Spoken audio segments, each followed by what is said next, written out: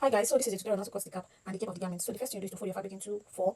Fold your fabric into four. The same way you fold your fabric whenever you want to cut a full flare. You know, whenever we are cutting a full flare, we divide our waist measurements by four. So that is exactly what we are doing. We're going to divide our cap band by measurement by four.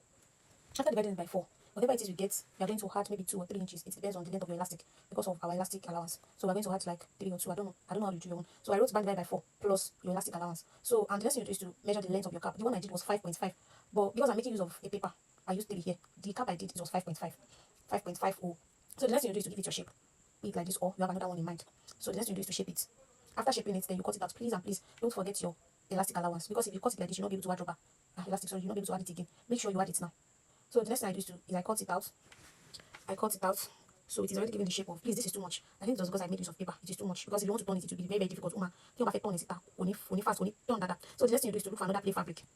Though, so you don't place your pattern on it again. The only difference here is that you're not going to cut out that band allowance. You're not going to cut it out. You just shape it like this. When you shape it like this. Then I want also make use of crinoline mesh. You can use color tape too, you cannot do it, but I prefer crinoline mesh. I also used color tape, but it was really, really hard. You can use crinoline mesh if you want to turn it out, because the turning will be stressful. So after cutting it out, I don't know why it's taking too much time. I've edited, I've cut, I've done all the necessary things. Please, this is my first time watching this thing, so I don't know. And I'm gonna share later. But for now, I'm happy, so you cut it out like this. After cutting it out, you now look for another fabric again to cut your band. Then you cut your band. If you want 5 inches, 6 inches, it depends. I saw one before that the band is like unfold, it was like 4. So anyhow you want it. So I'm trying to pin it, maybe to come out the way I wanted it was. After pinning it, I don't really get it. I shall pin everything.